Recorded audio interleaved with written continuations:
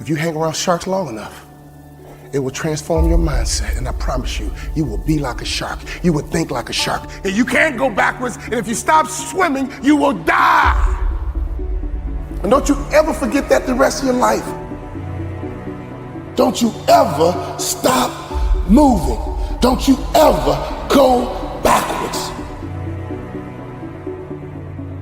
I know what it feels like to sit on a bench. I know what it feels like to get knocked down. I know what it feels like to have a hope and a dream, and nobody believes in it. I wish I didn't quit. I wish I acted better. I wish I didn't get kicked out of school. I wish I didn't give up on my kid. I wish. That is regret. There's still time. What are you working on right now? Because sometimes in life, all you got is that one thing. God gave you one thing to do. That's all you got is that one thing. I know life will knock you down. I know life can be tough, but you are on a journey. You know, my dad would say, go get it, son, go get it. Be sweet, baby, be sweet. Go get it. Go get it, be sweet, baby. Go get it. Go get it, be sweet, baby. Go get it, be sweet, baby. Every time I left the house, my mom would say, be sweet, baby, be sweet. My dad would say, go get it, son, go get it. Go get it, son, go get it, be sweet, go get it, be sweet, go get it, be sweet, go get it, be sweet. You gotta be ready to fight and bounce back, punch and counter punch, jab and jab back. Let me tell you something, life is a series of fights. The worst thing you can do is run away from your fights. In order for you to rise up, you better take your game to the next level. Your mindset needs to go to the next level. Your information needs to go to the next level. Your relationships need to go to the next level. To be a shark is about how you move, how you operate, how you navigate. You have to be disciplined every single day and train yourself to follow through on all your fundamentals, and that's how you're going to be successful. You have to do it when you don't feel like it. You have to do it when you feel discouraged. You have to do it when you don't feel healthy. You have to do it when you're under the weather. Every single day, you have to train yourself to focus and commit to your business and follow through. Fighting for your future, fighting for your dream, fighting for success. When you come over depression, you raise your arms like a champ. When you overcome bankruptcy, raise your arms in victory. Don't you ever lose hope. Don't you ever give up your mindset. Sharks are powerful creatures. You gotta think different. You gotta be different if you wanna be at the top of your food chain.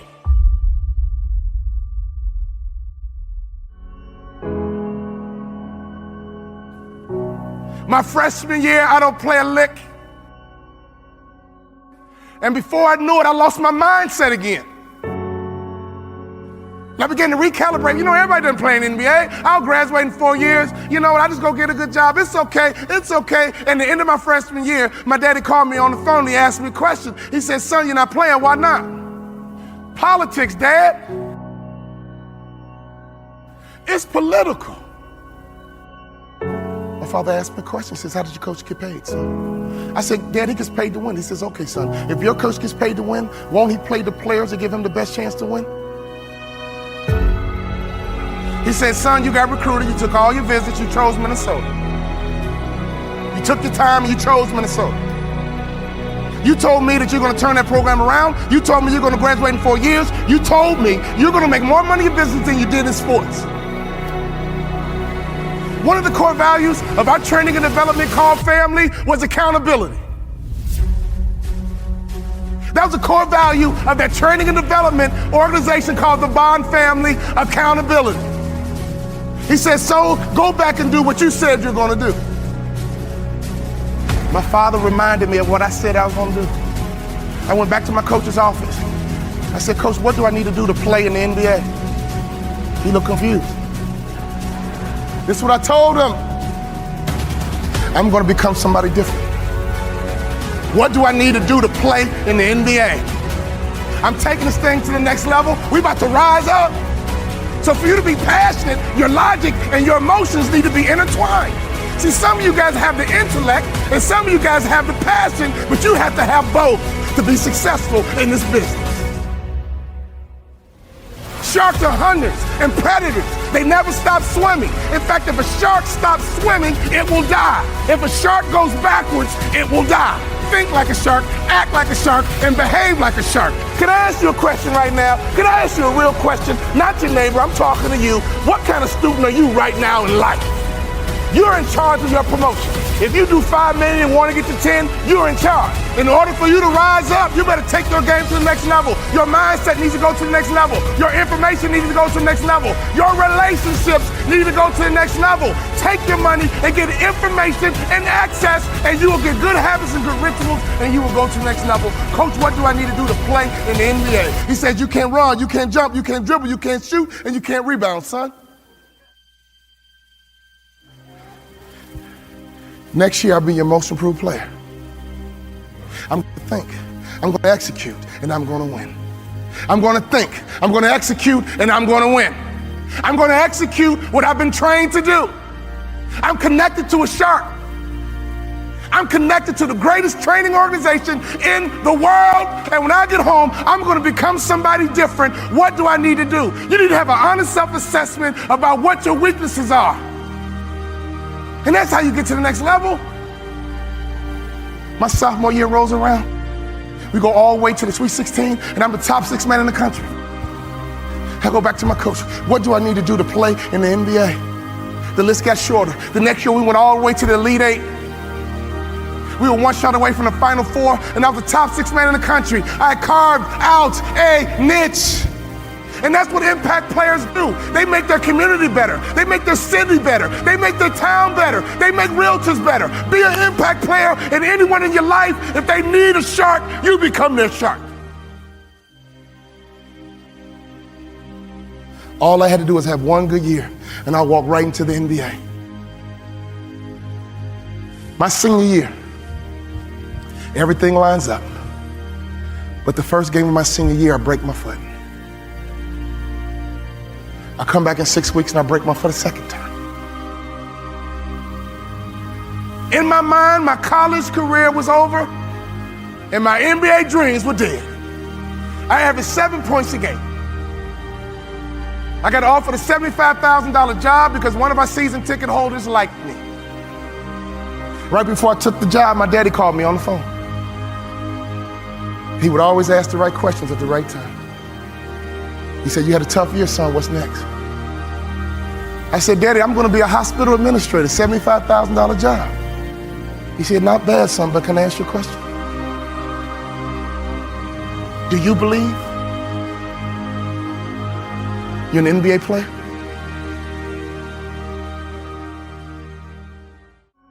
Come on now, Dad. I only average 7 points a game, Dad. We're not like these other black families that just need basketball, Dad. We're educated, Dad. We're not dependent on basketball, Dad. We're balanced, Dad. We're educated, Dad. I got a $75,000 job, Dad. Do you believe, son? He was checking my mindset. He was checking to see, was I thinking like an A student? Or was I falling back into that C mindset? Do you believe you're an NBA player?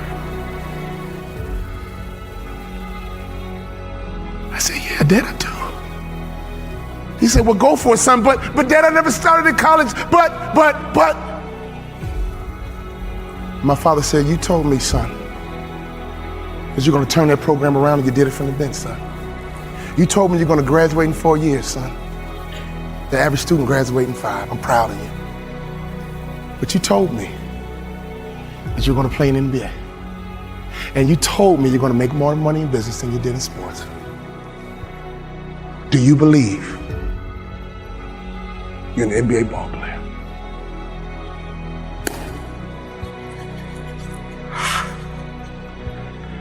I do, Daddy. Go for it, son. Go for it. I go back to my coach's office and I said, Coach, what do I need to do to play in the NBA? He teared up. I teared up. He said, I'll be honest with you, son. When I recruited you, I heard you was a mama's boy. But you're not. In fact, you're one of the toughest players I've ever had. I'm a Hall of Fame motivational speaker. I go all over the world running my mouth. But he gave me the greatest compliment I've ever received. He said, "You're just like your daddy."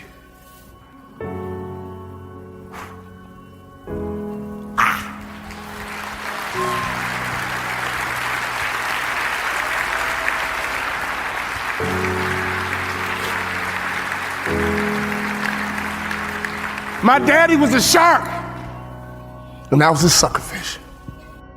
But that moment was my opportunity to turn into a shark myself. If you hang around sharks long enough, it will transform your mindset, and I promise you, you will be like a shark. You will think like a shark. And you can't go backwards, and if you stop swimming, you will die. Brian Buffini, he can't go backwards, and if he stops swimming, he will die.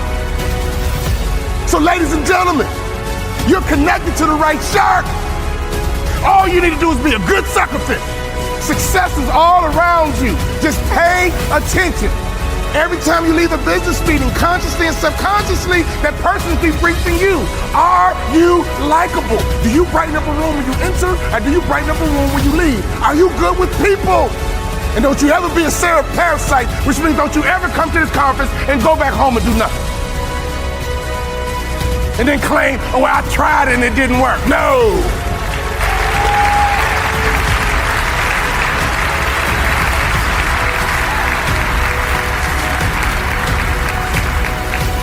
My college basketball coach said, "Son, I think you should be a motivational speaker."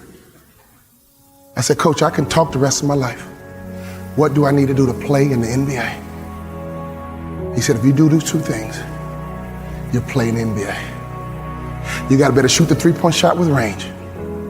And you got to lose about 15 pounds because you don't pass the eyeball test."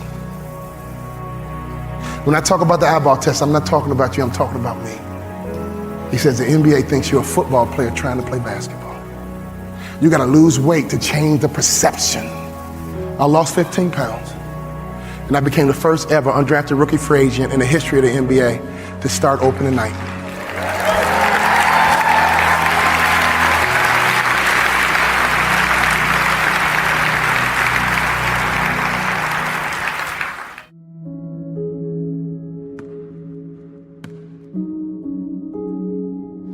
The first game of my senior year, I'm in great shape. But unfortunately, I broke my foot. I had never been hurt a day in my life. My very first game, I broke my foot. I threw me a pity party. My trainer came to me and says, "Walter, we can get you back for the Big Ten season. We can get you back, son. We can get you right back in 5 weeks." I said, "Roger, when I come out of surgery, I want you to take me to the stationary bike, put me on the bike and take my cast to the pedal. But Walter, when you come out of surgery, you're gonna be on morphine and you won't feel like it, go back and rest." I said, "Roger, I don't have time to rest. Can you do that favor for me? Can you take me to the stationary bike, put me on the bike and take my cast to the pedal?" As soon as surgery was over, he carried me to the stationary bike, put me on that bike and he take my cast to the pedal, and I had a customary workout that was symbolic that I don't have time to rest. I had tears in my eyes as I pedaled that bike, and I thought to myself, I can't quit. I can't give up. I came back in 6 weeks. We playing against the Ohio State Buckeyes on national TV. They had a guy named Jimmy Jackson at that time. On national TV, me and Jimmy Jackson are going at it. In the first half, I had 15 points, 5 rebounds, and 5 assists. And as the first half ran out, I pulled up for my patented baseline jump shot, and I felt my foot break again. I've been trained to follow through. Every day in practice, my coach would say, "Walter, shoot it like you own it, baby. Shoot it like it's yours." Even though I felt my foot break, I still followed through. And my last college basketball shot went in all nets because I've been trained to follow through.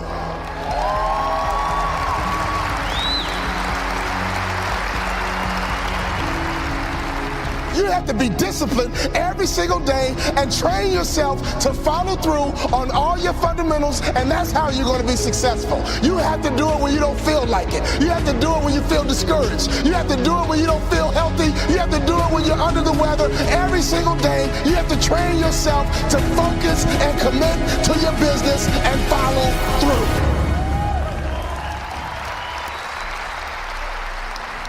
My college career was over. I got offered a job to become a hospital administrator. 2-year program, $75,000 job. And right before I took the job, my daddy called me on the phone. Let me tell you about my daddy. When I was a little boy, my daddy would always pick me up. When he came home from work, he picked me up. When he saw me in the nursery after church, he picked me up. No matter how long he worked, no matter how tired he was, my daddy would always pick me up. So when I had my kids, I would always pick up my kids. When I got home, sometimes I was tired. They have a bottle in one hand, and they just lifted up the other hand, and they knew what daddy was supposed to do. My job was to pick them up. This is a spiritual interaction. When you pick up a child, it is a spiritual transaction. When you pick up a child, you change their perspective. When you pick up a child, all of a sudden they can see the world the way you see it. I don't care what your children have done, there is nothing they can do for you to stop picking them up. Well, my daughter's a drug addict, I don't care, pick her up. My son messes up, I don't care, pick him up. I don't care. You pick them up. That is your job, mama. That is your job, daddy. That is your job, grandma. That is your job, granddad. Your number one job is to pick them up and change their perspective. My saddest day, one day, my daddy looked at me and he said, boy, you too big, I can't pick you up anymore. But when he couldn't pick me up physically, he would pick me up emotionally. He would pick me up spiritually. I had a great dad because he would always pick me up. He would always change my perspective. So my daddy called me on the phone, he asked me a question. He said, son, you had a tough year, what's next? I said, Dad, I'm gonna be a hospital administrator. He said, not bad, but let me ask you a question, son. Do you believe you're an NBA player? You can't outproduce your self-image, son. If you don't think so, go take the job. But if you believe you're an NBA player, go for it. My dad had the self-control and discipline and waited for my answer. And my answer was yes. You're right, Dad. I can't work the rest of my life.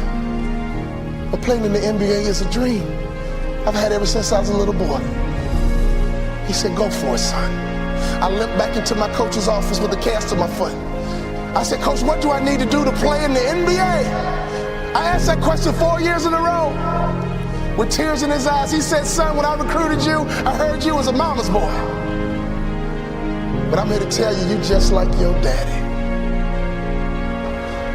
But what do I need to do to play in the NBA? He said, do 2 things you can play in the NBA. Lose 20 pounds and shoot a 3-point shot with range, you can play in the NBA. I think you should be a motivational speaker, son, but if you lose 20 pounds and shoot a 3-point shot with range, you can play in the NBA. I lost 20 pounds, and every day I would shoot 500 shots a day, every single day. I got invited to training camp with the Dallas Mavericks, and not only did I make the team, I became the first ever undrafted rookie free agent in the history of the Dallas Mavericks to start opening night. Could you imagine what was going through my mind? I had not started a basketball game since high school. I got to the arena and they dimmed the lights and they put the spotlight right on me. Right through the spotlight, I saw my mom, my dad, and all my brothers and sisters. They surprised me at the game. Then I saw my dad. And I just pumped my fist. And he pumped his fist. And tears streamed down my face. Thank you for all those timeouts. Thank you for making sure I was always home when the streetlights came on. Thank you for making sure I could always hear your voice. Thank you for always changing my perspective. I know what it feels like to sit on a bench. I know what it feels like to get knocked down. I know what it feels like to have a hope and a dream,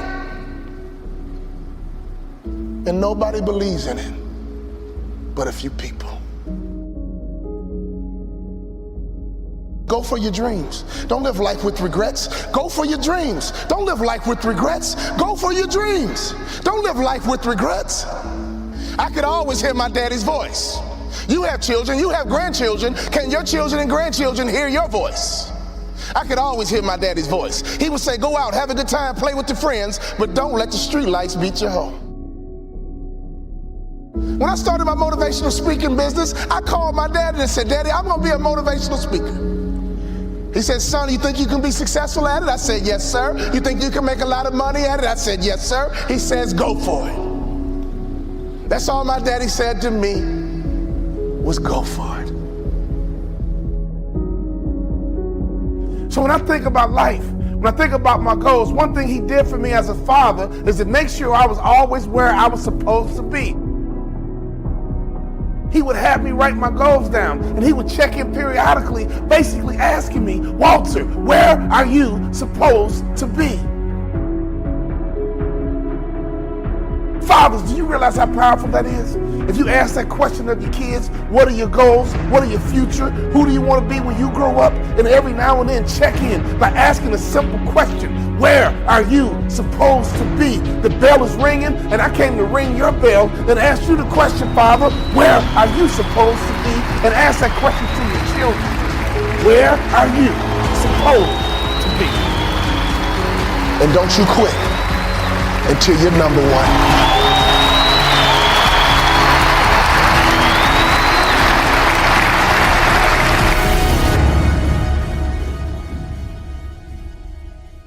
And I believe collectively as a group, we're going to kick the competition's butt because we understand how important it is to think, execute, and dominate. Suck it up. Get tough. Suck it up. Get tough. People want to have success. People want to make a lot of money, but they want it to be easy without any challenges. Do you think it was easy for me to become one of the top 450 basketball players in the world that you never heard of? The only way I made it to the NBA is I was fundamentally sound, I was mentally tough, and I never quit. And even when I wanted to quit, I had people in my life that would make sure I didn't quit. I hired and set out the top 10 motivational speakers, watched all their videos, and I watched them one by one because I understand that if I pay attention to what the best are doing, I could be the best too. I watched game film on Michael Jordan. No matter how much I watched, I couldn't do what Michael Jordan could do. I would watch Magic Johnson. I couldn't do what Magic Johnson would do, but I sat there and had these videos. I watched Les Brown, Zig Ziglar, Tony Robbins. My whole wife was scared. I was scared. I called into my office and I said what a husband say. I said, babe, we're gonna be okay. Every month the checking account was dwindling. I said, babe, we're gonna be okay. Let's start a motivational speaking business. I go to Jerry Sloan and I say, Jerry, I'm trying to make your team, but since we don't scrimmage, I feel like I can't show you what I can do. Go to Corral, hear me clearly, listen to his answer, and it will unlock some mysteries as to how you become the best in the world at what you do over a long period of time. Jerry, I'm trying to make your team, but I feel like I can't show you what I can do. He says, Walter, I already know what you can do, but if you want to make my team, I suggest you listen, follow directions, and execute. Listen, follow directions, and execute. What I didn't realize, even though we didn't scrimmage in practice, throughout practice, we did drills, and he created what I call habits and rituals. Every single day, practice was the same. Every single day, we drilled on fundamentals. Every single day, we worked on habits and rituals. So even though my mind was floating, even though I was selfish and self-centered, he was conditioning me into the culture through practice of habits and rituals. The reason why I tripled my NBA income in 3 years is because of habits and rituals. Next year, if your name didn't get called to come across the stage, I'm here to tell you they will call your name next year if you go back home and execute habits and rituals. I wanted to scrimmage for me, but Jerry Sloan was getting me ready to play for the Utah Jazz. So every day it was about habits and rituals. Having hot food is about habits and rituals. Great customer service is about habits and rituals. Being the best in the world at what you do, being a pro, is all about habits and rituals.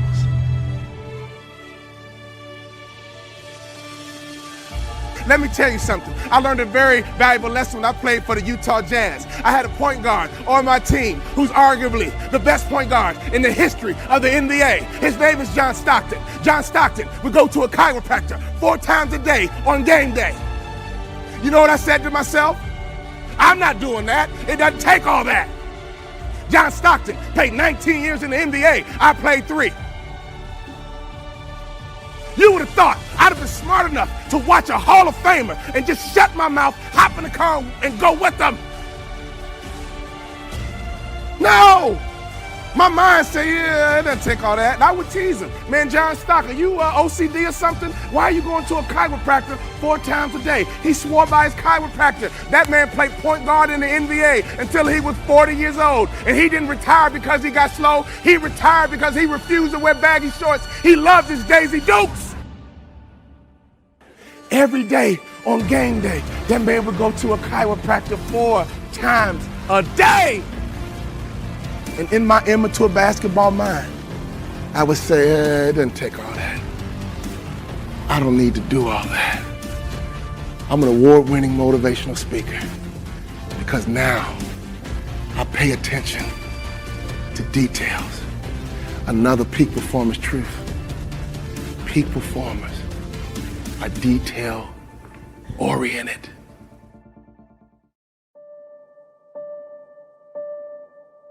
My college career was over. I got offered a job to become a hospital administrator. 2-year program, $75,000 job. And right before I took the job, my daddy called me on the phone. Let me tell you about my daddy. When I was a little boy, my daddy would always pick me up. When he came home from work, he'd pick me up. When he saw me in the nursery after church, he'd pick me up. No matter how long he worked, no matter how tired he was, my daddy would always pick me up. So when I had my kids, I would always pick up my kids. When I got home, sometimes I was tired. They have a bottle in one hand, and they just lifted up the other hand, and they knew what daddy was supposed to do. My job was to pick them up.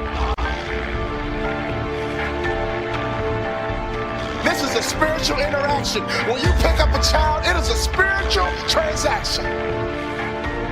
When you pick up a child, you change their perspective. When you pick up a child, all of a sudden they can see the world the way you see it. I don't care what your children have done, there is nothing they can do for you to stop picking them up. Well, my daughter's a drug addict, I don't care, pick her up. My son messes up. I don't care. Pick him up. I don't care. You pick them up. That is your job, mama. That is your job, daddy. That is your job, grandma. That is your job, granddad. Your number one job is to pick them up and change their perspective.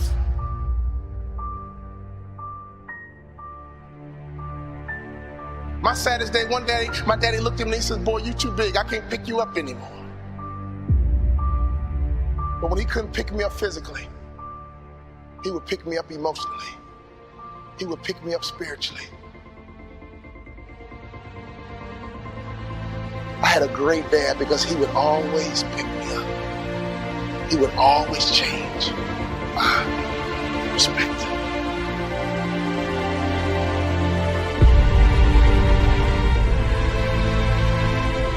So my daddy called me on the phone, he asked me a question. He said, son, you had a tough year, what's next? I said, Dad, I'm gonna be a hospital administrator.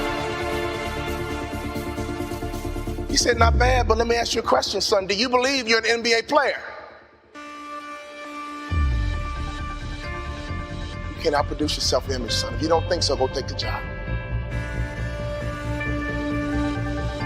But if you believe you're an NBA player, go for it.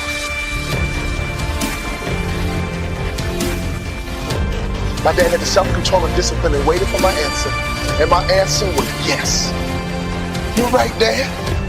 I can't work the rest of my life. But playing in the NBA is a dream I've had ever since I was a little boy. He said, go for it, son. I limped back into my coach's office with a cast on my foot. Tears in my eyes. I said, Coach, what do I need to do to play in the NBA? He said, do two things you can play in the NBA. Lose 20 pounds and shoot a three-point shot with range, you can play in the NBA. If you lose 20 pounds and shoot a three-point shot with range, you can play in the NBA.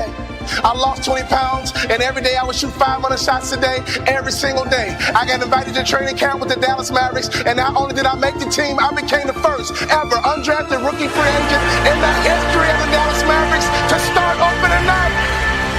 Could you imagine what was going through my mind? I had not started a basketball game since high school. I got to the arena, and they dimmed the lights, and they put the spotlight right on me. Right through the spotlight, I saw my mom, my dad, and all my brothers and sisters. Then I saw my dad. He just pumped my fist. He pumped his fist. And tears streamed down my face. Thank you for all those timeouts. Thank you for making sure I was always home when the streetlights came on. Thank you for making sure I could always hear your voice.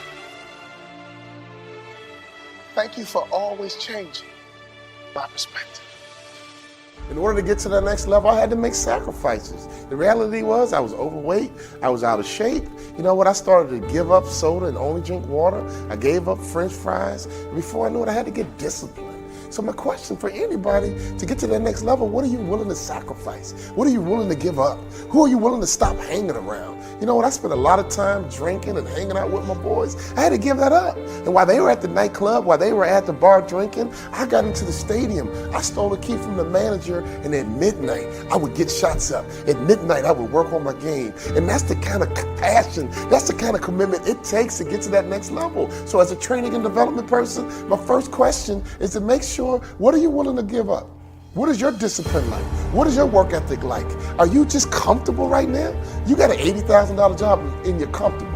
You work on a work queue and you're comfortable. You can't get comfortable. None of us can arrive. None of us can just go through the motions. Our job is to get bigger, stronger, and faster. Our job is to get better. All my clients, at least minimum, got to get 10% better. You can't hang around me and not get better. You can't hang around me and stay the same. Because me staying the same almost ruined my future. By staying the same, I got stuck.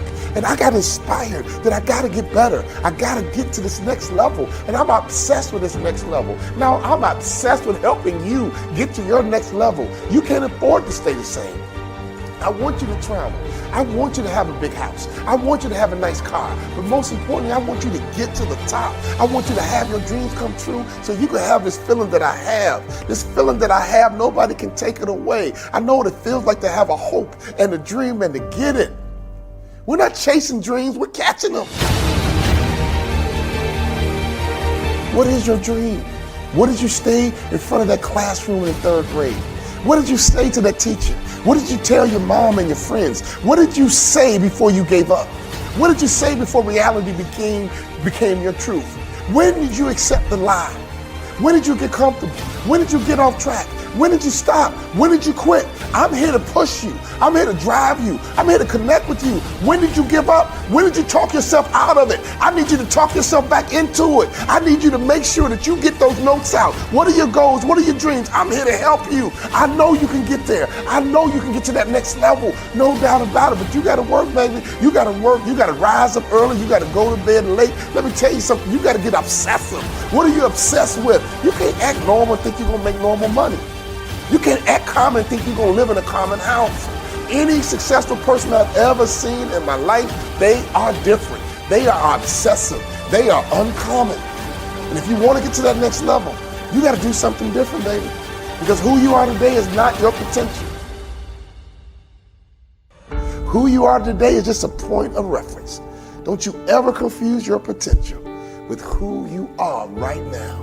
And my job is to be on a mission to to help you get to your next level. Oh, I'm not going to let you quit. I'm not going to let you stop. I'm not going to let you have excuses. I'm not going to let you come up with justifications. Because right now, I promise you, you have justified something in your mind, and in your reality, you think it's true. You think it's really true on why you're not where you're supposed to be. Let me tell you something. You need to get to where you're supposed to be. I remember at our high school, the bell would ring, and the principal would come into the hallway. If you were out in the hallway after the bell, he would yell and say, hey, where are you supposed to be, son? Hey, young lady, where are you supposed to be?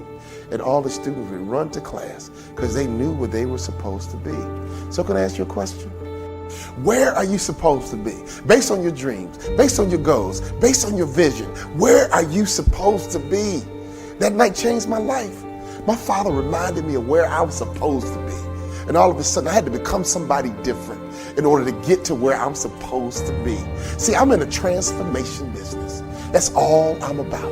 Your next level requires you to transform. You got to think better, you have to execute better, and you have to win better. But it requires transformation. You can't stay the same and get to where you're supposed to be. Your company can't stay the same and get to where it's supposed to be.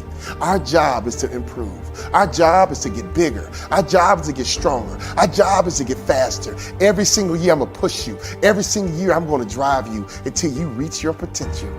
And you can go back to your class reunion and you can look at your classmates and say, yep, I'm that lawyer I'm supposed to be. I'm that entrepreneur I'm supposed to be. I'm on the global platform doing international business, just like I told you way back when in the 3rd grade. Always get to where you're supposed to be.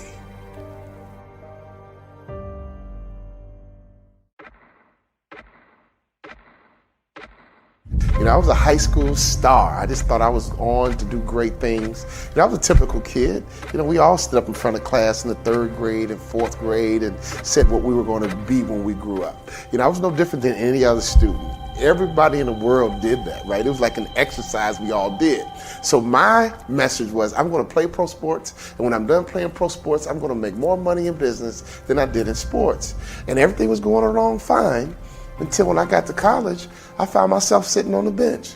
A high school stud basically becoming a scrub sitting on the bench. And I'll never forget, all of a sudden I recalibrated my dreams and goals, and my father called me on the phone. This was a turning point. He asked me a question that really changed my life. He said, son, you don't play, why not? And I gave him what I thought was my truth. I gave him what I thought was my reality, only to find out now it was an excuse. I said, Dad, politics. Dad, it's political. My father said, what? He said, son, if you can help that coach win, you will play. Go back and do what you said you're going to do. And all of a sudden, I got reconnected to that little kid on the inside of me that had dreams and goals of getting to that next level. I went to my coach and I said, Coach, what do I need to do to play in the NBA? See, in many cases, sometimes we get stuck, we get stagnant, and we lose that fire and that passion because we forgot our vision. We forgot our goals. We forgot our dreams. And all of a sudden, reality takes over. All of a sudden, circumstances take over. Ladies and gentlemen, I'm on a mission to make sure that everybody in this world knows that that next level is waiting for you. You can become that person you wanted to be when you were 10 or 11 and 12. You don't have to let your reality take over and all of a sudden you live this normal life. You don't want to have a normal life. Why have a job and just be normal? Why have a company and just be average? I'm telling you, you should be on a mission to get to that next level. My coach told me what I needed to work on, and ladies and gentlemen, I had to up my game.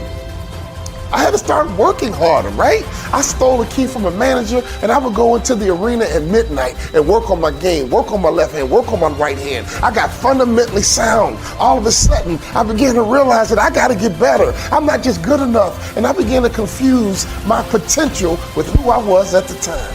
That might be the biggest mistake that people make around the world. They confuse their potential with who I was at the time.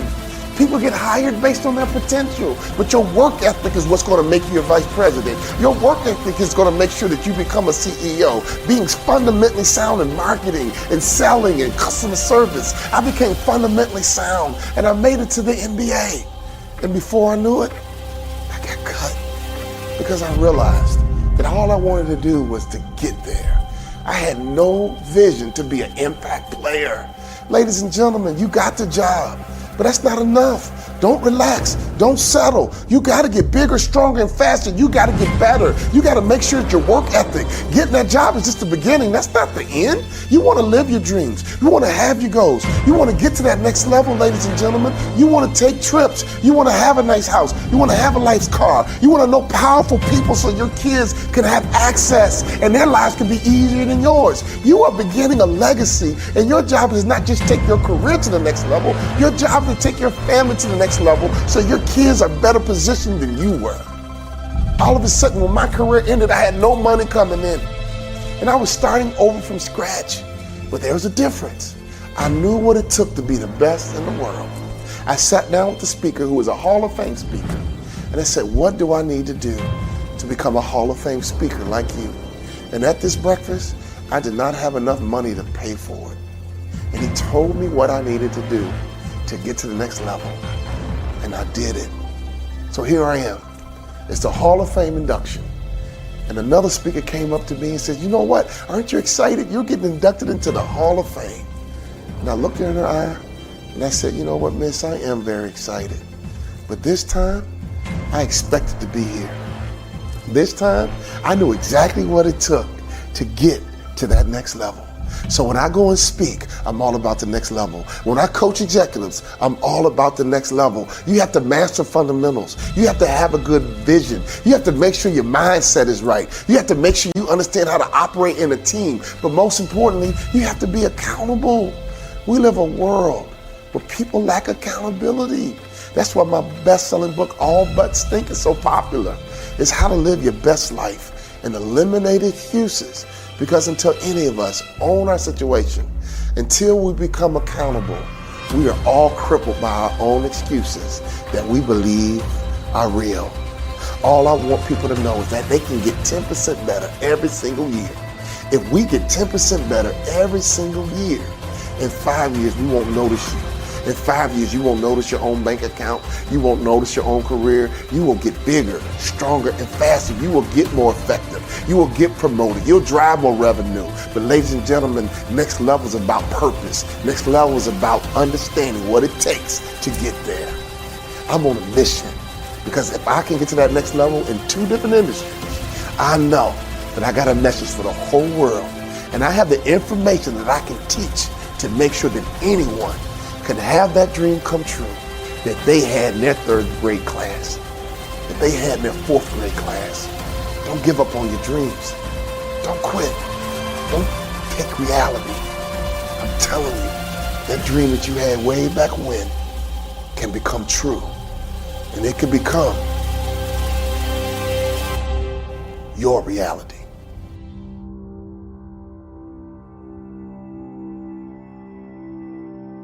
You filed bankruptcy and you stopped moving.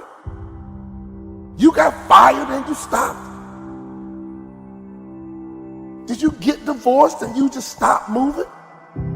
You got cut and you just stopped. When my basketball career was over, I didn't stop moving. Why? Because I'm a shark. And don't you ever forget that the rest of your life. Don't you ever stop moving. Don't you ever go backwards. To be a shark is about how you move, how you operate, how you navigate. See, as long as we connected, my friend, you can't stop, you can't quit. I ain't gonna let you. Not on my watch, baby. Get back in the game. It ain't over till you win. You might say, Walt, that's me, man. I quit. I got lazy. When I'm not moving, I'm laying in the bed sad, lonely, depressed, angry because my girlfriend broke up with me, angry because my first business failed, angry because I didn't get into my dream school. Let me tell you, son, it's a long race. It's a long race. Life is a marathon, baby. If you stop running, you won't get to the finish line. So as long as you can hear the sound of my voice, don't you ever stop moving. Don't you ever go backwards. And sharks never retreat. Sharks never retreat. And those big, powerful creatures got close to the camera, and all you could see was muscles and scars and muscles. Why? Because sharks know how to fight. Can I ask you a question? You got some wounds.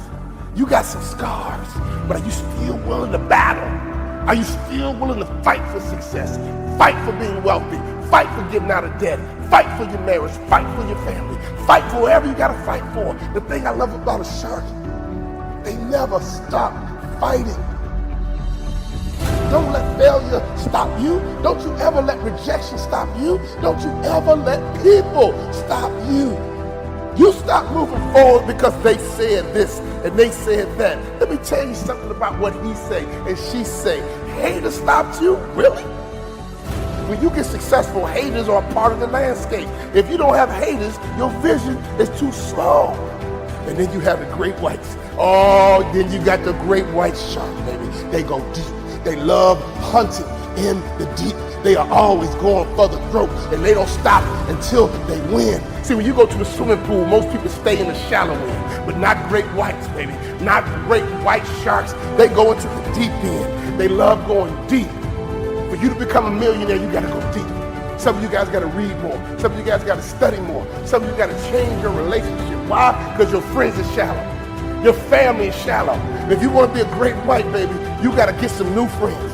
You gotta get some new conversations. You got to get some new material, new information, new access to new people that can take you to a place you've never been. All great white, baby, they go deep. It's time for you to go deep. So whatever you put me in, I'm going to make it out on top. Wherever you drop me off, I'm going to make it. Why? Because I'm a shark.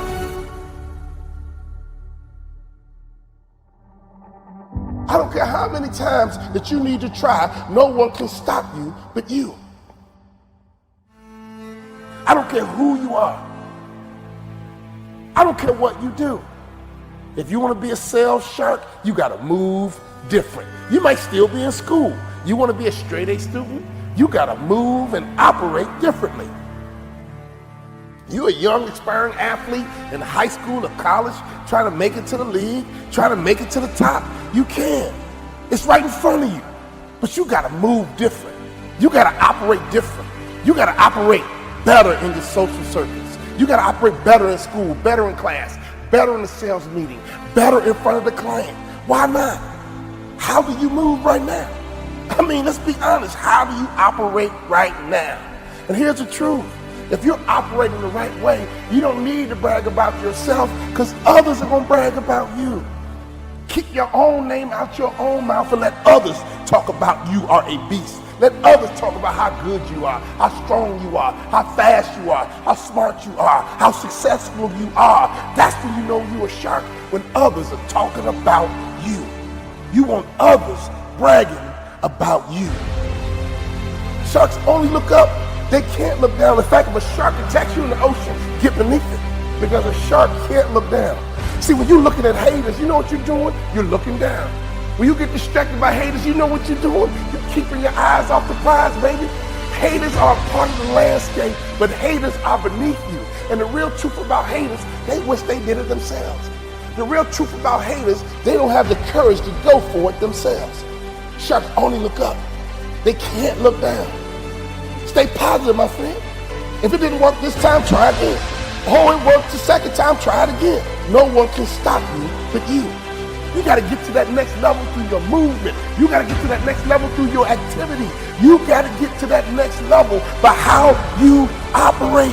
Can I ask you a question? How strong is your movement? What time do you wake up in the morning? What time do you go to sleep? And how much time do you waste throughout the day? Sharks never stop moving. Sharks never go backwards. Sharks only look up. Sharks never look down.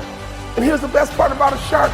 Shark takes others with them. Sharks make other people successful, and sharks are made of cartilage. That's why they're different than every other fish. They're made of cartilage, which means they're flexible. They can change, and they pivot when they need to pivot. Can I ask you a question? Do you need to pivot right now? Your business idea is not working. Pivot. Your marriage is not working. Change how you operate. Your career is not where it needs to be. You're made of cartilage, baby. You're flexible. Pivot. Make sure, ladies and gentlemen, that your mindset is to be a shark. Sometimes in the day you're a shark. Sometimes in that same day you're a suckerfish. But don't you ever be a parasite. Why? Because parasites connect And all they do is suck the life out of you. All they do is suck the confidence out of you. All they do is suck the momentum out of you. Why? Because parasites take and they don't give. All they want to do is take you down.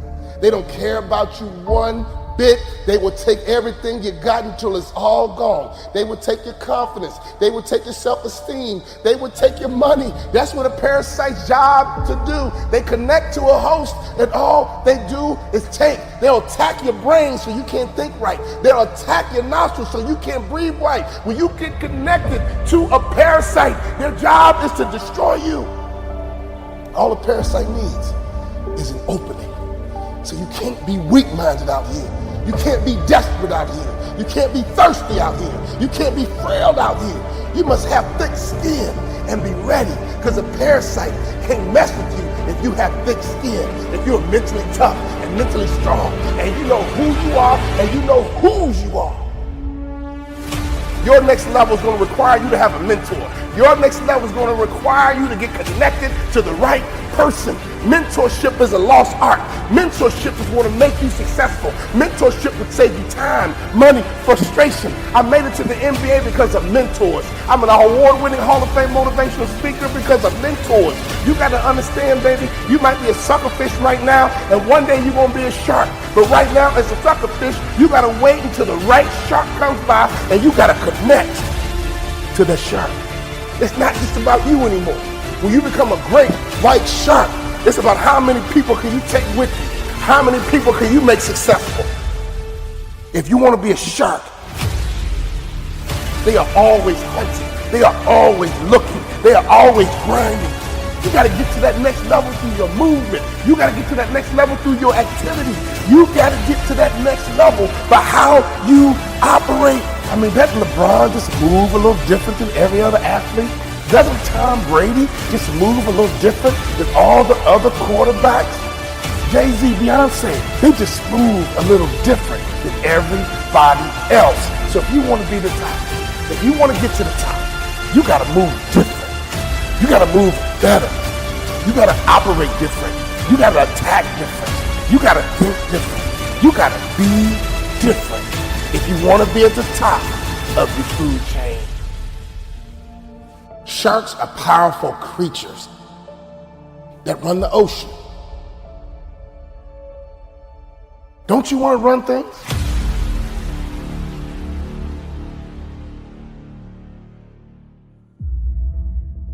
We've been brainwashed.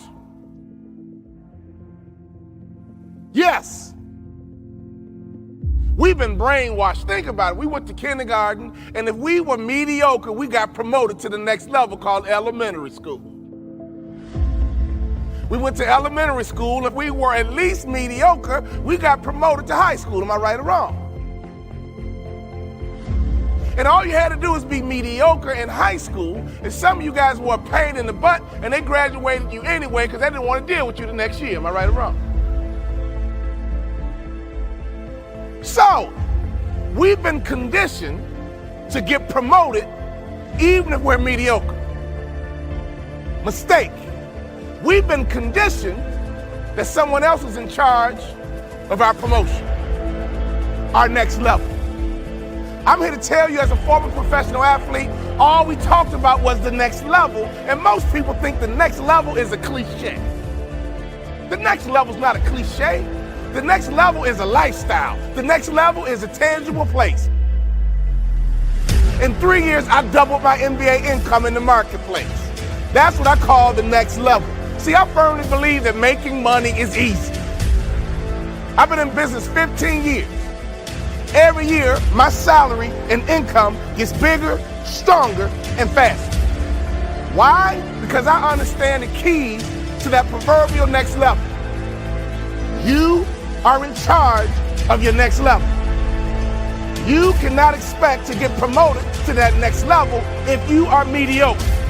Some of you guys are doing a $5 million, you want to get to the next level, it's going to require you to become somebody different. If you're at $10 million, you want to get to $20 million, you can, but you must become someone different. What is your methodology on leadership? What is your methodology on culture? What is your methodology on sales? What is your methodology on teamwork?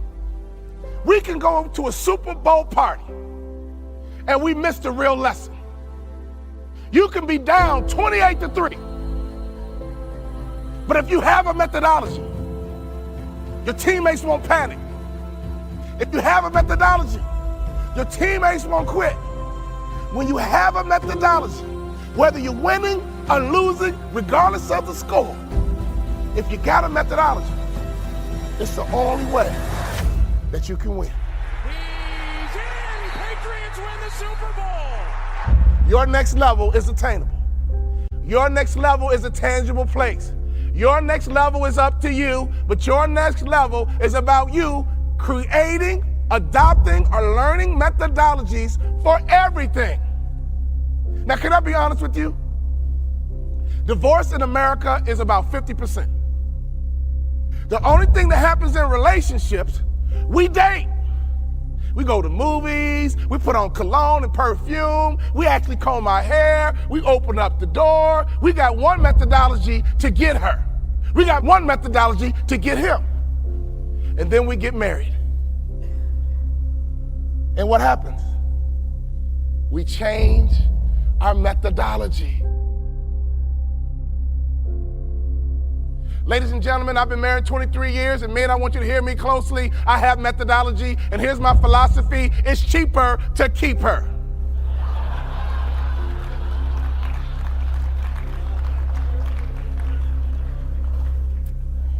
So as a result, I try my best to behave the exact same way I behaved when we dated as I do 23 years later. Try it.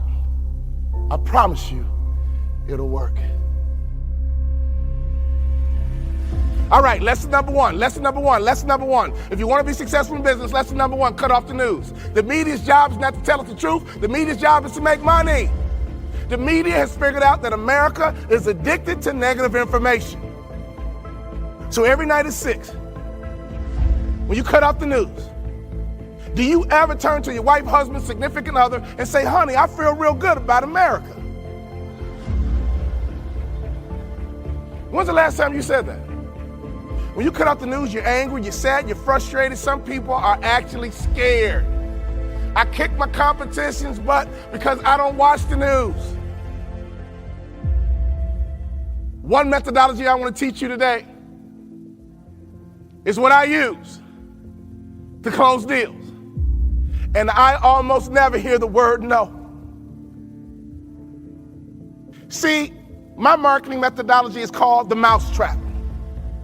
My job is to simply catch mice. In this context, mice are meeting planners, people who plan meetings. So in order to build a good mousetrap, you got to figure out some good cheese. You got to build a good mousetrap, which begins with cheese. Here's my cheese. Every meeting planner wants a speaker who's entertaining and dynamic and gives the audience great information. That's my cheese. So all my marketing materials says I'm very entertaining and dynamic, and I give great information. But once you got somebody nibbling on your cheese, I come in with the close, and it's fast, it's strong, and it's swift. Because every meeting planner wants an entertaining and dynamic speaker who gives great information. That's what they're looking for, and I know it. So can I ask you a question? What are your customers looking for? Don't think like you, think like a customer. See, your closing mechanism always need to be connected to a promise. People buy promises. I got a coaching program, and I teach all my business leaders all of my methodologies, and I just gave you one for free. Karen, I didn't go too deep as I could go. Can you do me a favor? Go back and build a mousetrap. Make sure you got some good cheese. But what is your closing mechanism? Everyone loves a promise. I'll be the best motivational speaker your group's ever had. You guys know I almost never hear the word no. I'll be the best speaker your group's ever had. It's really hard to say no to that, would you agree? One of the best ways you can build a marketing methodology is stop thinking like you and start thinking like your customers. What has made me a multimillionaire, I'm going to reveal to you right now. And I can prove it to you. The superstars that you're looking for are on the tip of my tongue. Well, what did we think? Did we like them? The likability factor is the best kept secret in business. Hire for attitude, train for skill. Hire for attitude, train for skill. Hire for attitude, train for skill. The superstars you are looking for in any service-based industry are likable people, and I can prove it to you. Have you ever wondered why and how Oprah became a billionaire?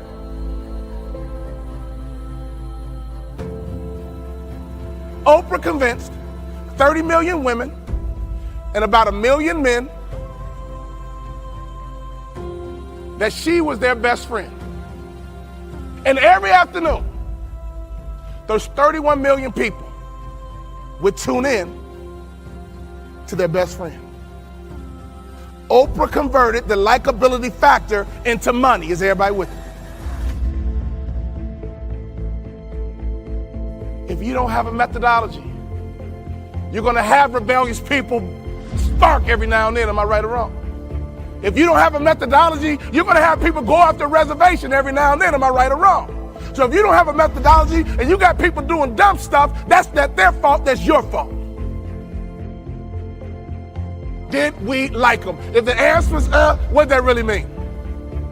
Next. Have you guys ever paid attention to the greatest salesman on this earth? See, I pay attention. They call me a thought leader, so I'm always thinking. The greatest salesmen on this earth are not business people. They're a bunch of girls 4 feet tall.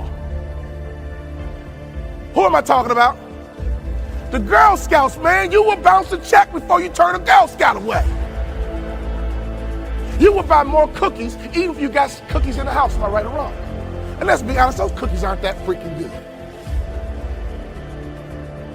Those little girls are sales assassins. It's hard to say no to a Girl Scout. It's like emotional. And here's why. We've all heard the term before, but we don't execute it. People want to buy from people they know, people they like, people they trust. Have you heard that before? But yet, do you execute that methodology? We know Girl Scouts. We like Girl Scouts. And we trust Girl Scouts. It's hard to say no when you have the trifecta. If you're ready to go to that next level and install methodology, say, aha.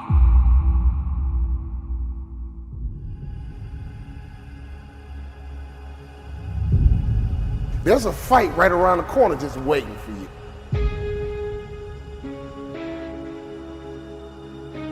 And you better learn how to fight. You got to get up every morning fighting, clawing, scratching. You got to beat depression. You got to beat anxiety. You got to beat the naysayers. You got to beat that little voice in your head that's telling you you're not good enough. When I think about fighting, I'm not talking about people.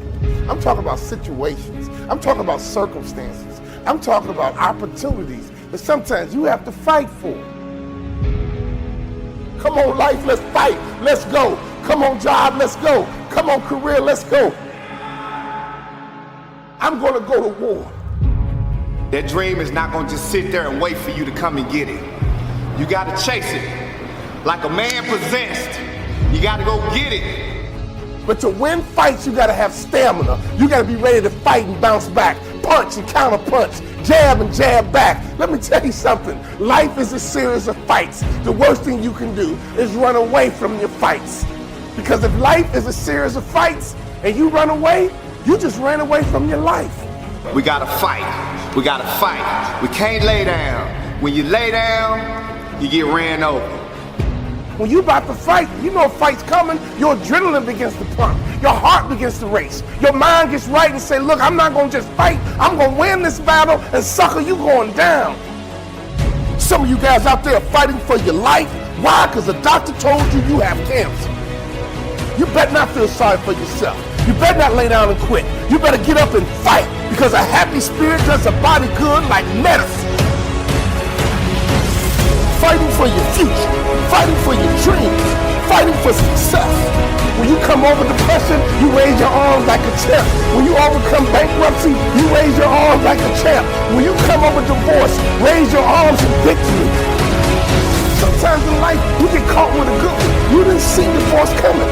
You didn't see cheating coming. You didn't see being fired coming. You got sucker punched. Oh, I've been sucker punched before, but that doesn't mean I can't stop fighting. We got to get up, baby. When you get sucker punched, get up. When you get hit in the gut, get up. Because if you're going to win this war, you got to learn how to fight one battle at a time, one war at a time. Because you might not win every fight, but you got to win the war. You gotta have the right attitude, the right mindset, the right mentality, not just to fight. It's gonna be a war, and you don't quit until you win. It's gonna be a war. And don't you quit until you win. Let's fight, let's fight, let's fight, and let's fight.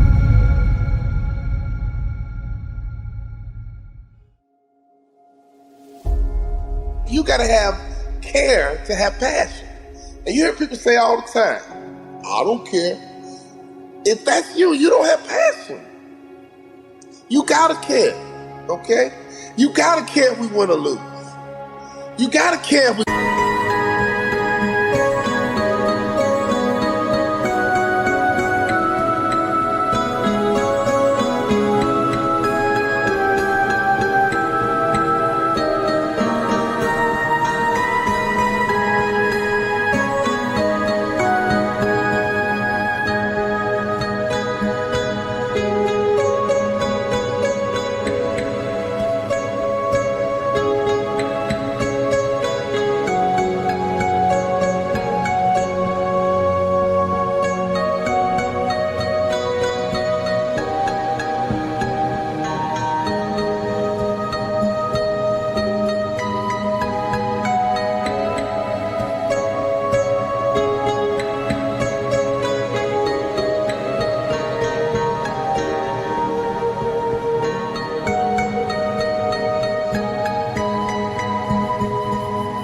come in last place.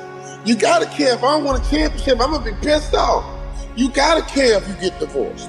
You gotta care if you file bankruptcy. You gotta care if you don't get the 3.0 GPA you shooting for. You fill in your goals. You fill in your blanks. You fill in your dreams. You fill in your goals. And at the end of the day, let me tell you something, champ. You gotta care. Because if you don't care, guess what? It ain't gonna happen. If you don't care, guess what? You ain't gonna grind. If you don't care, guess what? You gonna quit when it's getting tough. If you don't care, you gonna throw in the towel. So I'm here to tell you, the first thing we gotta do is get you to care about your future, get you to care about your goals, get you to care about succeeding, get you to care about failing. Let me tell you something. If you go into a jungle, there's two people who care. That lion, that gazelle.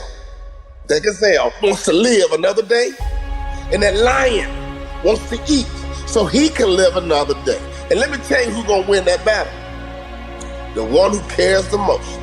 Because that lion knows if I give all my energy after this gazelle, and if I miss the gazelle, if I don't catch the gazelle, I've exerted all this energy and I don't get to eat, I gotta waste another day to eat, I'm in trouble because I won't have the same strength tomorrow. I won't have the same focus tomorrow. I won't have the same drive tomorrow. I won't have the same energy tomorrow. So I got to care enough that I see this opportunity, I see that gazelle coming by, I gotta get it.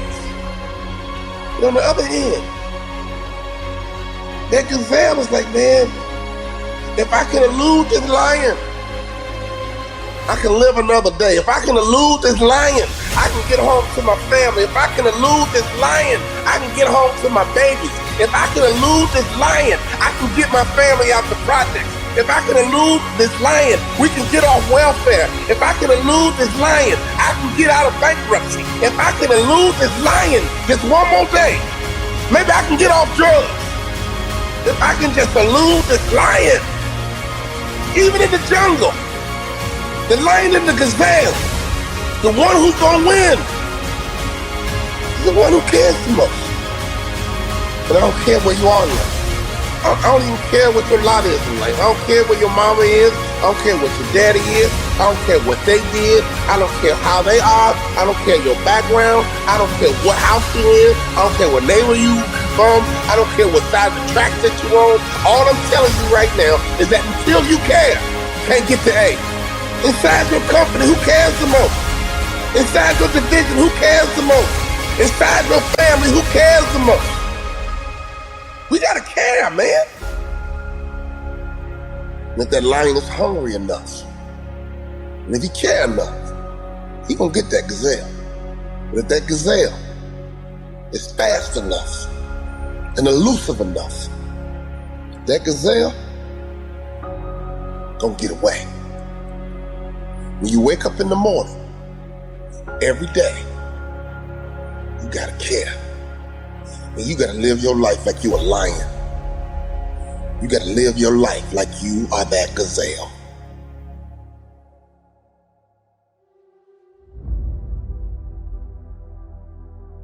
What are you doing with your mind? What are you doing with your mentality? What are you doing with your mindset that's going to position you to make sure that when this is over, you benefit from this break? I'm stuck in the house, just like you. Now I'm wearing masks, just like you. Now I'm wearing gloves, just like you. I'm checking on my 96-year-old grandmother, just like you. I'm checking on my 80-year-old mother, just like you.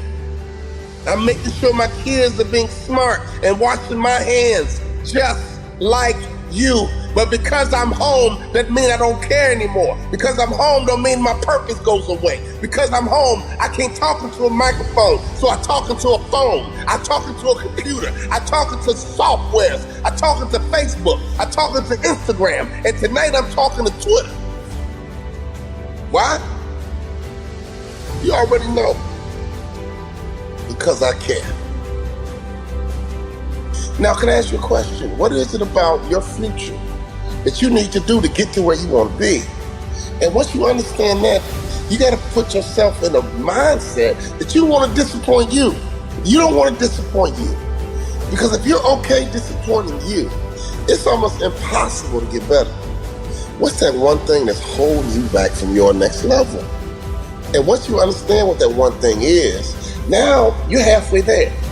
Now we can figure out, okay, if we can improve this one thing and get 10% better every year, in 5 years, we won't even recognize your business. We won't recognize your life. We won't recognize you. Why? Because you got exponentially better. And that's important to me because I'm part of my purpose. And the reason I'm on this earth to help you get better. You can't afford to stay the same. Wherever you want to be in life. You gotta care enough, man.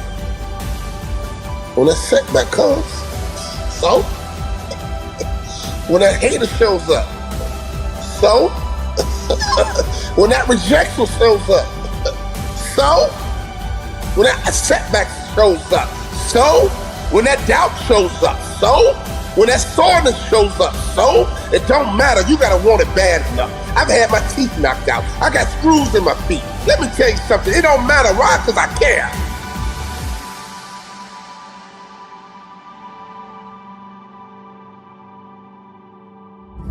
When I got inducted into the Hall of Fame for motivational speakers, I was sitting at a table and a young lady came up to me. She says, "Wow, Walter, you're going into the Hall of Fame. That is so cool.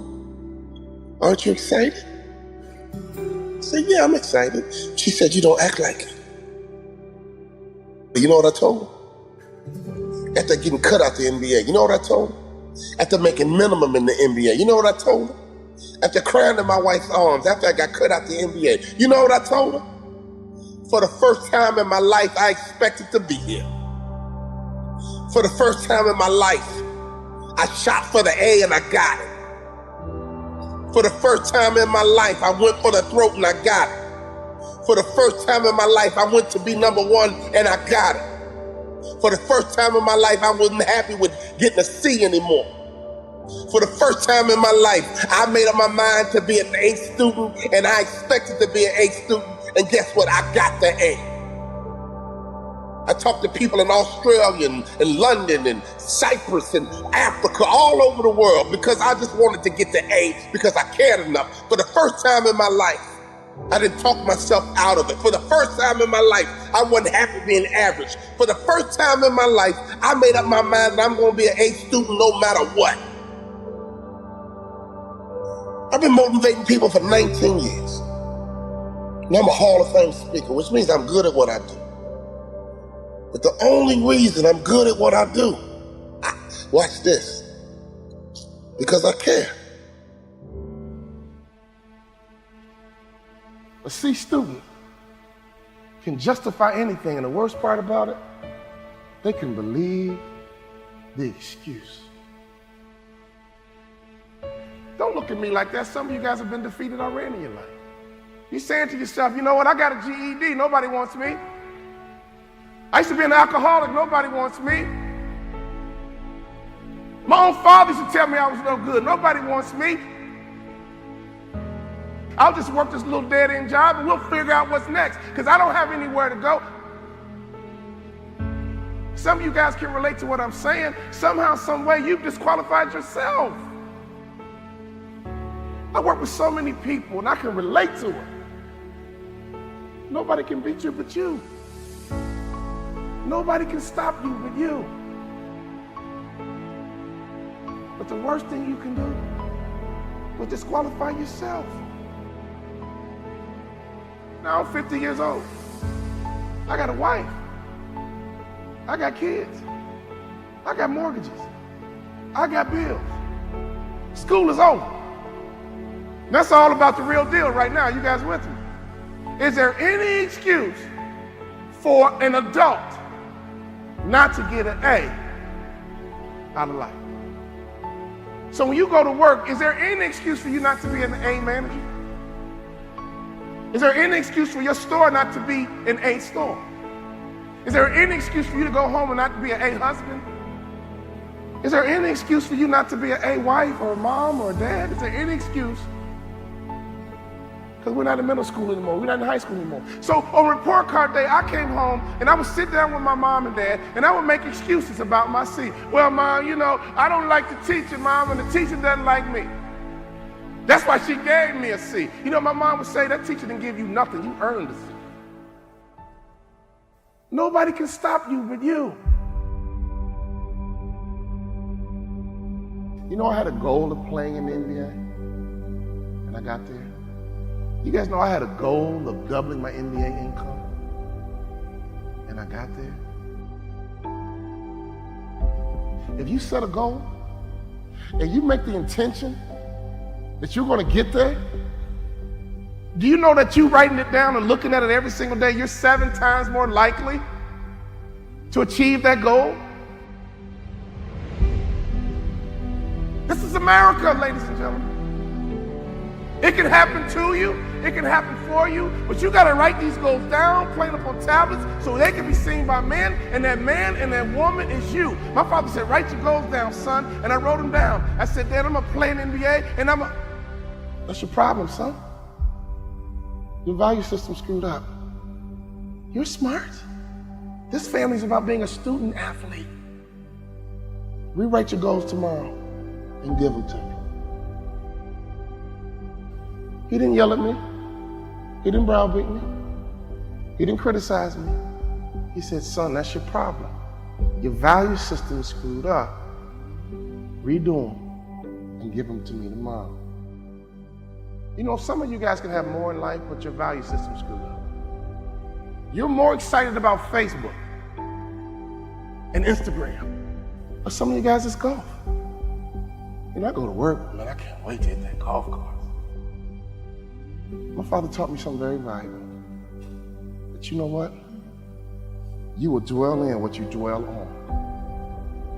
You will dwell in what you dwell on. If you dwell on marijuana, you will dwell in marijuana. And you will get the weed smoker's reward. I thought about it the other day. I'm from Chicago. I've never been to a thug retirement party. Have you? I've never been to a thug retirement party. I guess I have. They're called funerals. What you dwell in, you dwell on. So can I give you a little bit of advice? Make sure your value system is good. Make sure your value system makes sense. People say all the time, well, what's most important to you? God, family, work. And I know what you're going to write down, but it's got to be real in your heart. Does that make sense?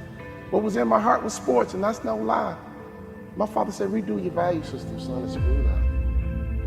I redid it the next day. I said, Dad, you ready? Yeah. Okay, Dad. I'm going to graduate college in 4 years. I'm going to play in NBA. Anybody know why I ducked? My dad had a nice backhand. I said, I'm going to play in NBA. This is what I said. I'm going to make more money in business than I did in sports. You know what my father said? I like it, son. I like it. I want you to take those goals out and look at them every single day. Before I knew it, that 2.1 turned into a 2.9. Before I knew it, I got selected to be president of the journalism club, captain of the homecoming committee. Before I knew it, people began to recognize me not as an athlete, but as a leader in school. All of a sudden, I wanted a 3.0. I'm gonna get a 3.0. I'm gonna get a 3.0. And they were like, Walter, it's mathematically impossible. You know what I'm talking about? So I got as high as I can get, a 2.9. And I realized, you know what? I could have had a 3.0 easy if I would have taken advantage and been a little bit more mature in my past life. Some of you guys need to hear what I'm saying to you right now. Some of you guys used to be immature in your past life. Can I get a witness? Now you're not in middle school anymore. You're not in high school. Childhood is over. Would you agree? And grown men and grown women think a certain way, operate a certain way, and have a certain mindset and mentality. I want you to understand you are a part of a legacy. You've heard about your mom's story. You heard about your dad's story. Now it's time for you to build your story. My father was a sharecropper in Tennessee. I heard all the stories my dad would tell me being a young black boy in Tennessee. He said, son, I got called the N-word so many times, I began to think it was my first name. But I busted my butt for you, son. I busted my butt. I went back to college for you, son. I got educated for you, son. Everything I do is for you, son. See, right now, I want you to understand you are a part of a legacy. Many of you guys, your mom made sacrifices for you. Your dad made sacrifices for you. Now it's time for you to grab the bull by the horns and impact your legacies. Everybody with me? Your mom and dad have this story. Your grandfather, your grandmother has his and her story. Now you are building your story. I was at a track meet one day, and I was watching a 4x1 relay. And I love a 4x1 relay because that first sprinter takes off with the baton in their hand and they run as hard as they can, as fast as they can, and when they get to the next athlete, they yell, stick! And the next athlete takes off running, but they reach back. They just reach back a little bit. Then they run as hard as they can, as fast as they can, for 100 meters, and then they yell, stick! And it's so important to make a successful handoff because if you don't make a successful handoff, you are disqualified. And the next athlete's turn is to run as hard as you can, as fast as you can, and then they yell stick, and they hand it to the anchor. That anchor is Carl Lewis. That anchor is Flojo. That anchor is Usain Bolt. And that last 100 meters, whoa, they come around that curve, and all you hear is elbows and form, and they come down and cross that finish line. Oh! So I was at this track meet, and I saw them handing this baton. They kept yelling, stick! Stick! Stick! Stick! Stick! Your father might be from Russia. Your grandfather might be from Cuba, Colombia. I don't know where they're from, but let me tell you something. At some point, they're going to yell, stick! And that baton's in your hand. So we don't have time to be silly anymore, would you agree? We don't have time to play games anymore, would you agree? You gotta get that baton in your hand. You gotta run as hard as you can, as fast as you can. And every day in that car in the morning, my dad would just talk to me. Like, son, I'm from Tennessee, son. Education is very valuable. You cannot devalue education the way education is important, son. That's the way out. Education, working hard, education, getting trained. Smart families are training and development organizations masquerading as a family. Mom, dad, you were head trainers of a family. You know what my dad would say? Go get it, son, go get it. Be sweet, baby, be sweet, go get it. Go get it, be sweet, baby, go get it. Go get it, be sweet, baby. Go get it, be sweet, baby. Every time I left the house, my mom would say, be sweet, baby, be sweet. My dad would say, go get it, son, go get it. Go get it, son, go get it, be sweet, go get it, be sweet, go get it, be sweet, go get it, be sweet. My family had two core values. Go get it, son.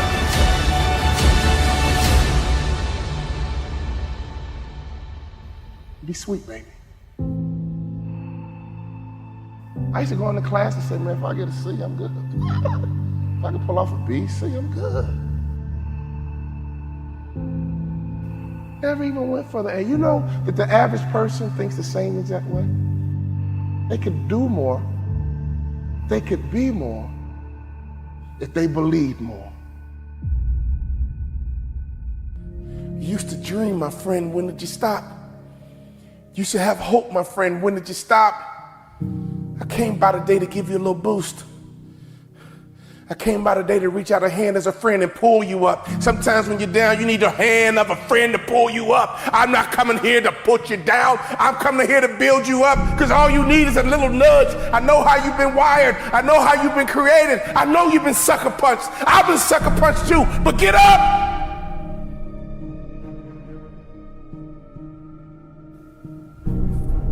Down, but not out. Down, but not out. Here's the definition of down. Downward, going in a direction, downward, being at a low position or on the ground, floor or bottom. Here's the good news about being down. You are already on a solid foundation. If you can look up, you can get up. You are down, but not out. How long will you be down, my friend? It's a temporary condition. It's up to you how long it lasts. It doesn't have to be a life sentence. Being on the bottom is temporary. Down but not defeated. Down but not out.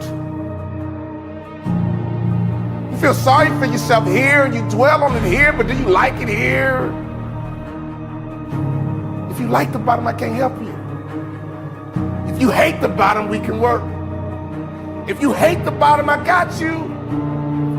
Because if you got you there, you can get you to the top. It takes time to get to the bottom. In other words, it's a process. Even falling is a process. It's not instant. Failing is a process, and so is success. Sailing is a process. Failing is a process, and so is success. In fact, failure does not happen overnight. It takes time to fail. But success doesn't happen overnight. It takes time to be successful.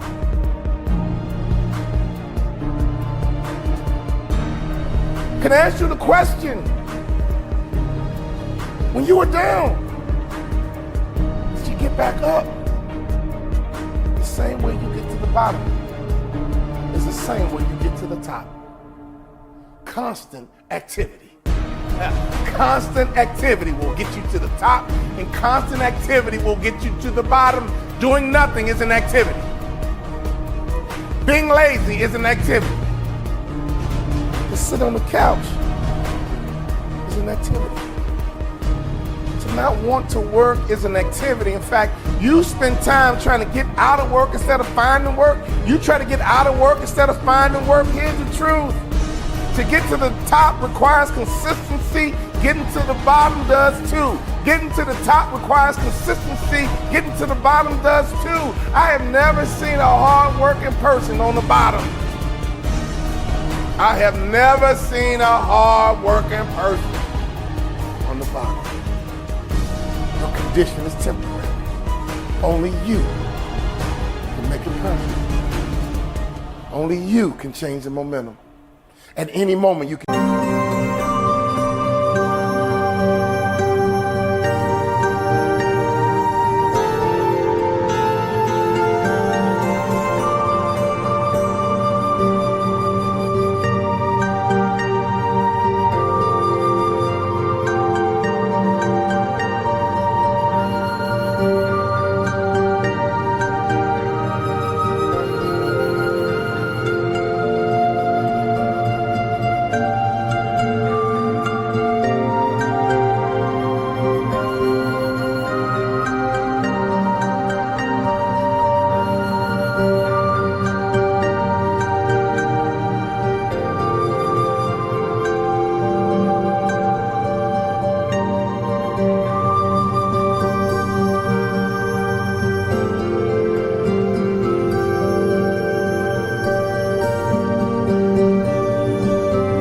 Shift. At any moment, you can change direction. You got to create habits to get a harvest. But if you don't like your harvest, you got to change the seed. If you don't like your harvest, you got to change the seed. On a daily basis, what kind of seeds are you planting? Can I ask you a question? What are you working on right now? Are you working your way to the bottom or are you working your way to the top? Either way, you're going to get a harvest, my friend. We can't stop the harvest. All we can do is control what kind of harvest we get. Are you working on a successful harvest? Are you working on a harvest of failure? I mean, every day you're working on something. It's one thing to be down. It's another thing to be out. You hear the term all the time, down and out. Those are two different things. I'm not worried about you being down. I've been down myself. I'm not worried about you being down. You've been down before. We all been down. It's nothing new. But that out is what I worry about. Out means you gave up. Out means you lost hope. It's okay to be down, my friend. It happens to all of us, but it's not okay to be out. Don't you ever give yourself permission to be out. You may be down, but you're never out. You got to start talking to yourself. The best way to motivate you is you got to start talking to yourself. Repeat these words after me. No one can stop me but me. No one can stop me but me. Here's the truth. No one can stop you but you. You need to talk to yourself. You need to encourage yourself. You need to strengthen yourself. Stop waiting for other people. Stop waiting for other people. And you start encouraging you and saying to yourself, it's going to work out. It's going to be okay. I'm down right now, but I'm not out. My condition is temporary. Only I can make it permanent. Don't you ever confuse the temporary with permanent. Every car has a spare tire. And every now and then you got to use it, but it's not designed for long-term use.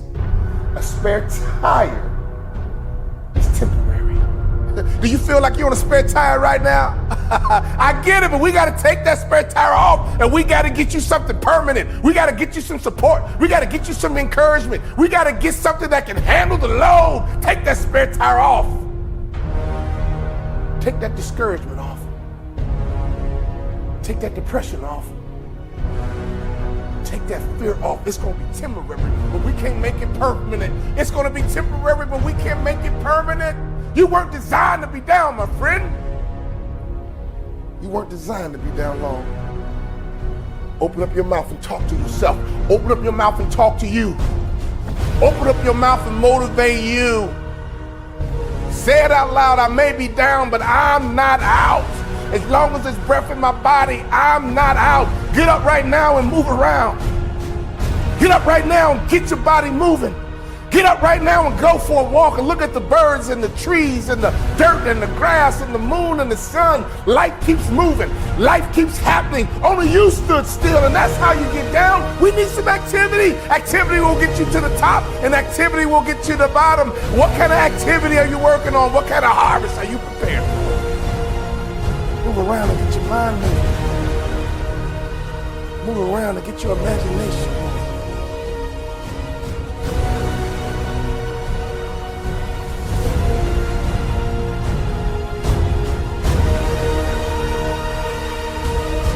Your condition is temporary.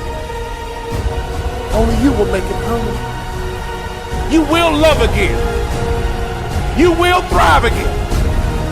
You will smile again if you give yourself permission. You will win again if you give yourself permission. You will breathe again if you give yourself permission. You will hope again if you give yourself permission. You will dream again if you only give yourself permission. You know what down feels like. But I want to encourage you to be stronger. And you tell people, I used to be down, but not anymore. Now I'm wiser. My heart is healing. I'm better for it. It might have hurt, but now I know what love is. I know what it hurts. I know what success is. All I got to do is mount up once again, and I won't be denied this time. You can get motivated, my friend. But you got to learn how to motivate yourself. If you live long enough, I guarantee you one thing about life, you're going to have some ups. You're going to have some downs too. It's called life.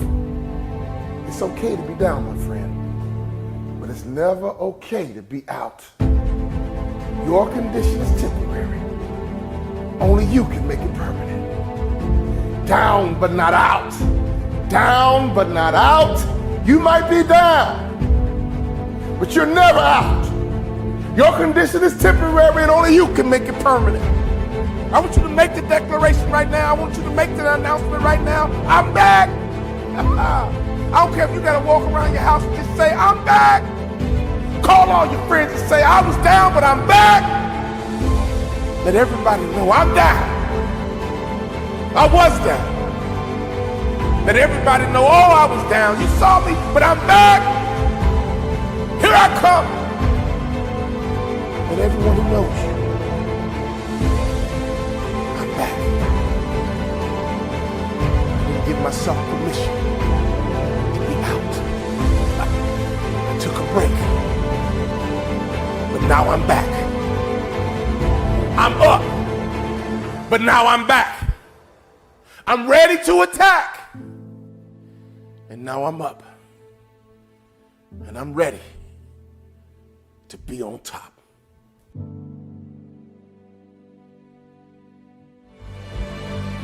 So you can play ball at the Y or you can play ball in the NBA.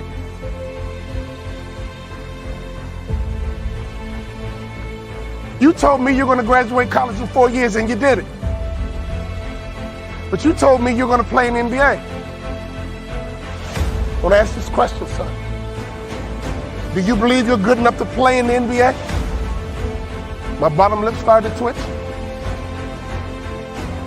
My whole face started to spasm up. But Dad, I never started in college, but Dad, I got score on my foot, but we're in the coronavirus. I don't like Zoom. I don't like going over the computer. I like to meet face to face. Be committed to the goal, not the journey. Be committed to the result. Adversity will increase your value if you let it. Son, do you believe you're good enough to play in the NBA? And I thought about it. Well, if I didn't get hurt, I thought about it. Yes, Dad, I do. I do think I'm good enough. Confidence is the #1 factor in anyone's success. Tom Brady was a 6th-round pick. They might have said, he's a 6th-round pick. He couldn't even really win a job in college. And he's going to lead the game, the greatest quarterback ever. Lesson #1, sharks never stop moving forward or they die. He said, son, if you think you're good enough, go get it. Go get it, son. Go get it. I got your back, son. Go get it.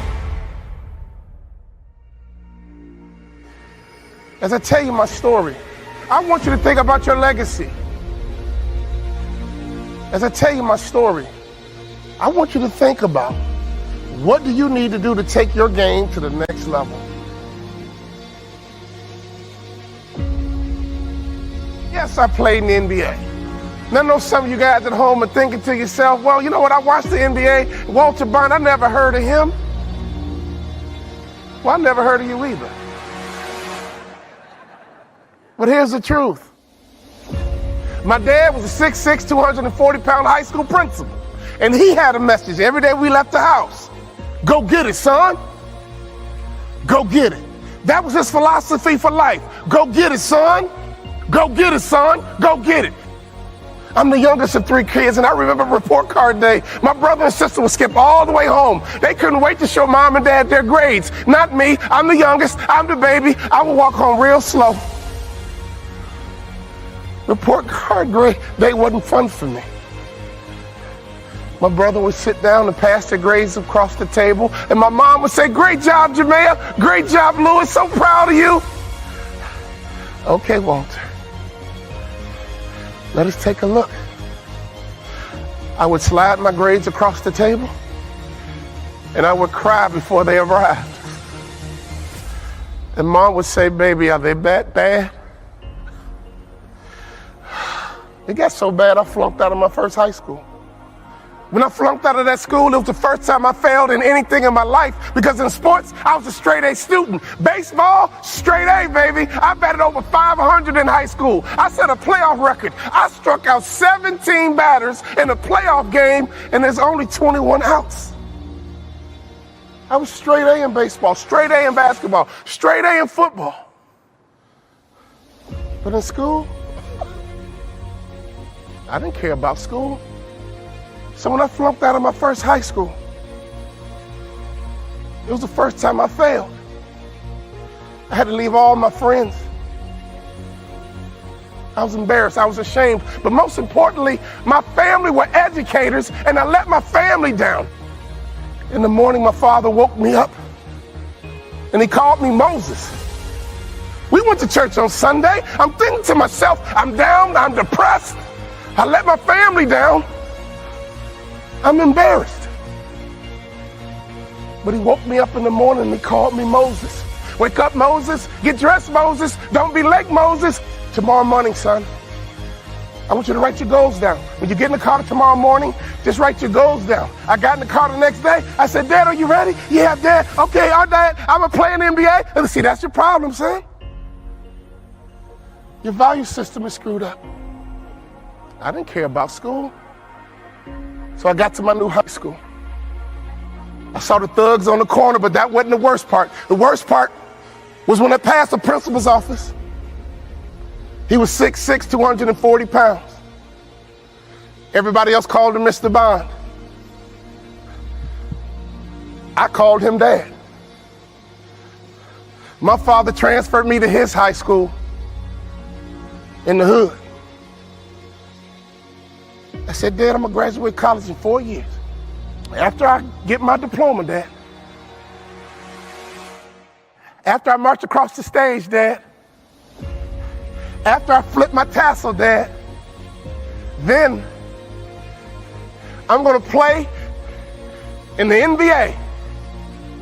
And my father smiled and just shook his head. He says, okay, son, I like it. Here's what I want you to do. I want you to take it out and look at it every single day. Take your goals out and look at them every single day. Because here's why. When a shark locks in on a goal, it goes into a trance. When a shark gets locked in, it goes into a trance. With good habits, good rituals, great follow-up. Good habits, good rituals, great follow-up. I looked at those goals every single morning, and I went into a trance. If you want to be a pro, a real pro, you better get some habits and rituals, and you better do them all day, every day. Habits and rituals will make you a pro. We played the #1 team in the country. They had the #1 player in the country, and we beat them. and I outplayed the #1 player in the country. I got to school the next day. The school was going crazy. Great game, Walt, man. You was on fire. You put us on your back. Thank you. Thank you. I'm fighting through the crowd trying to go to the counselor's office. That game was over. It happened yesterday. But I'm in school now, and I'm not a ball player right now. I'm a student, and I was trying to get to the counselor's office, and here's why. I had a 2.9. And even though we beat the #1 team in the country, I outplayed the #1 player in the country, and all I cared about was getting to my coach's office. I got into the counselor's office, and she says, "Great game yesterday." Thank you. But can I ask you a question? I got a 2.9. What do I need to do to get a 3.0? She says, "Walter, I was afraid you're going to ask me that." I mean, you're doing great now, but you were in such a hole. The 2.9 is the best that you can do. For the first time in my life, I was pissed off about school. For the first time in my life, I was pissed off about education. I'm not satisfied with being average. For the first time in my life, I cared about school. And my dad is right. But my value system was screwed up. And this family produces. This family produces. I never started in college. In my senior year, I broke my foot twice. And I got offered a job to become a hospital administrator. But district managers, I got a phone call from my high school principal. Wasn't my daddy calling.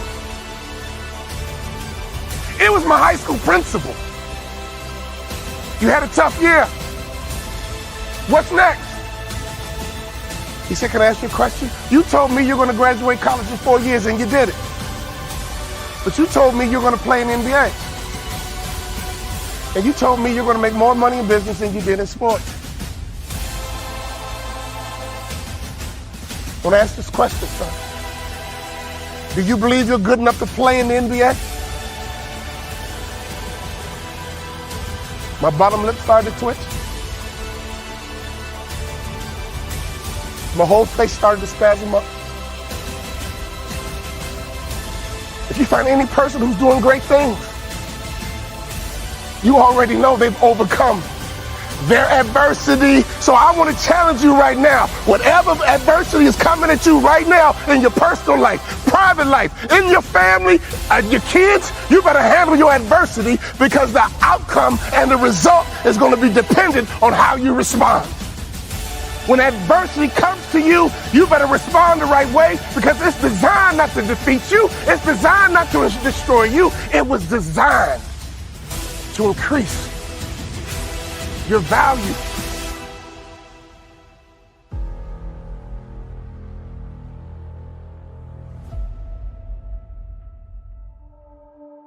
When you settle, you ruin the movie. Yeah, you heard me. Your life is a movie, and you are the author. Your life is a movie, and you are the director. Life is a movie. And you need to edit some scenes out. The pen is in your hand, my friend, and you're writing your very own personal movie. And I believe the good guy wins in the end. I believe the good woman wins in the end. I believe that you will win in the end as long as you don't settle. When you settle, you ruin the finale. When you settle, you ruin the final scene. We are all tuned into your movie. We got our popcorn ready, waiting for your grand finale. How is your movie going to end? As long as there is breath in your body, there is a chance. Sometimes discouragement happens. Sometimes fatigue happens. But one thing I know about life, when you get tired, you gotta wait for that second wind. When that second wind kicks in, whoa, you might be tired right now, but that second wind is kicking in. I came here right now today to be your second wind, and don't you ever settle. Why? Because I don't want you to have regrets. You've got to rise above how you feel. It's going to be up to you to take authority over your mind and your emotions. And a lot of times we get frustrated because things seem to be moving too slowly. And when that happens, we start to question whether or not what we really want will ever happen for us. Well, it will happen if you refuse to allow fear and impatience to deprive you of what you deserve. It will happen if you don't allow moments of frustration to guide your decisions. Think about all the people you know in life that said, man, I wish I didn't quit on school. I hate I dropped out. I wish I didn't get divorced. I hate I gave up. I wish I didn't quit the football team because I could have been in the NFL. I wish I didn't quit. I wish I acted better. I wish I didn't get kicked out of school. I wish I didn't give up on my kid. I wish. That is regret. Never settle. There's still time. Never settle. There's still time. What are you working on right now? Because sometimes in life, all you got is that one thing. God gave you one thing to do. That's all you got is that one thing. I know life will knock you down. I know life can be tough, but you are on a journey. When you settle, you will always have regret on what could have been, what should have been. I'm going to say these two powerful words one more time. And I want you to hear me and get them in your spirit. Never settle.